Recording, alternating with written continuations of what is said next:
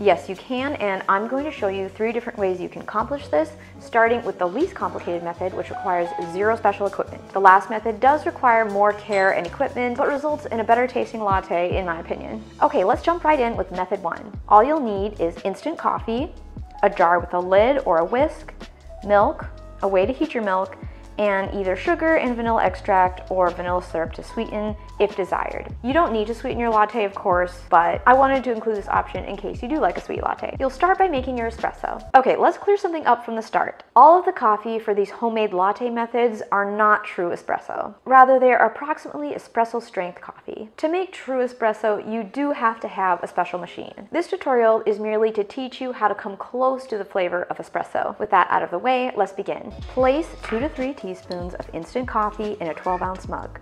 Pour 2 tablespoons of hot but not boiling water on top. Whisk until the coffee is completely dissolved. You can also just use a spoon for this. If you like your latte sweetened, now is the time to add it. You can also mix equal parts sugar with hot water and then add your vanilla and whisk that until the sugar is completely dissolved for a really fast vanilla syrup substitute. I like about 2 teaspoons of syrup in my latte, but if you prefer a sweeter latte, you could increase that up to 5 or 6 teaspoons of syrup. Next, you're going to heat 8 to 10 ounces of milk. I like to heat mine in a small saucepan over the stove, but this could also be done in a microwave. However, it's harder to control how hot the milk gets. I like to heat my milk to 155 degrees Fahrenheit or 68 degrees Celsius. If you go much over that temperature, the milk can take on an unpleasant cooked flavor. Once your milk is hot, it's time to froth it. You can either whisk the milk vigorously in the pan, or you can pour it into a heat-proof jar, place a heat-proof lid on top, and shake until frothy. Make sure that you hold the jar with a kitchen towel to avoid spills or burns. Now pour the frothed milk over the espresso in the mug, and you've got yourself a delicious but extremely easy latte. Okay, method number 2 is slightly more involved. You'll need a French press, coarsely ground coffee. I recommend using a dark roast here for the best flavor.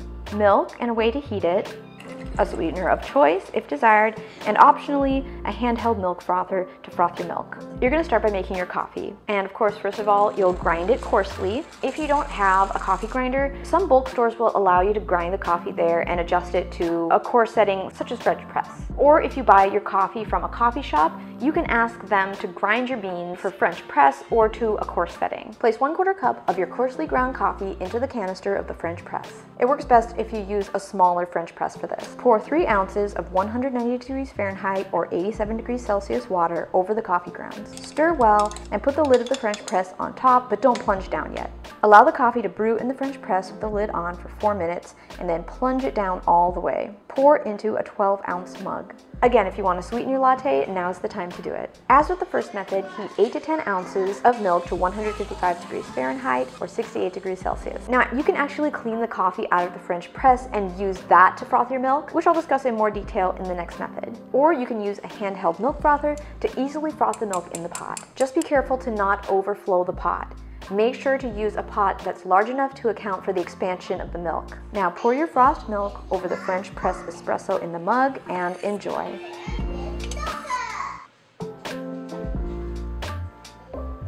For the final method, we're going to put in a little more effort. You'll need an Aeropress and a French press, a coffee grinder, a frothing pitcher, milk and a way to heat it, and a sweetener of choice if desired. In my opinion, an Aeropress makes the best tasting non-espresso espresso. It's a more specialized piece of equipment, but it's nowhere near the price tag of an actual espresso machine. In fact, it's less than half the price of one of the cheapest espresso machines on the market, which I'll hopefully be reviewing in a future video, but I digress. To make espresso strength coffee in an Aeropress, dampen a paper filter and place it in the filter basket. You can also purchase a special filter basket that has a valve which prevents the coffee from filtering through right away. That way it can brew longer and hopefully extract more flavor.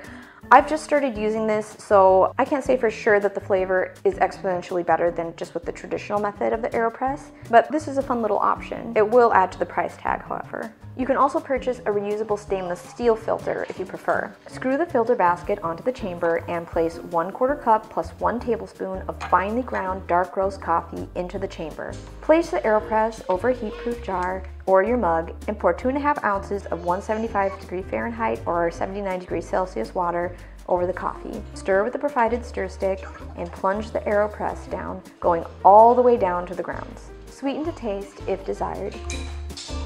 Now heat the milk the same way that you did for the first two methods. Pour the hot milk into the canister of a French press. Pump the French press up and down 2 to 4 times, going all the way to the top of the milk and all the way down.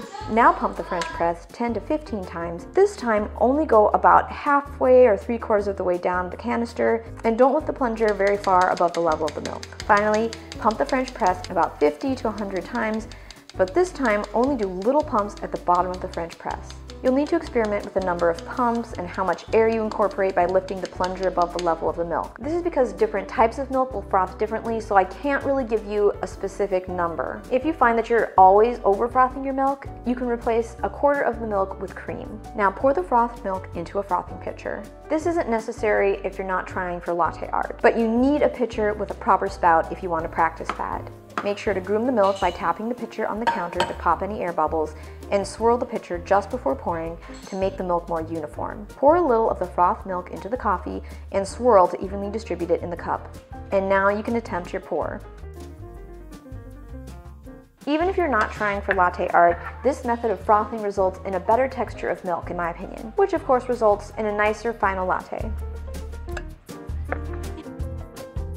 Alright, if you found this video helpful, please give it a thumbs up and make sure to check out this video next that YouTube thinks you'll enjoy. 3 different ways you can accomplish this. 1/4 cup of your coarsely ground you can also purchase. Even if you don't try to pour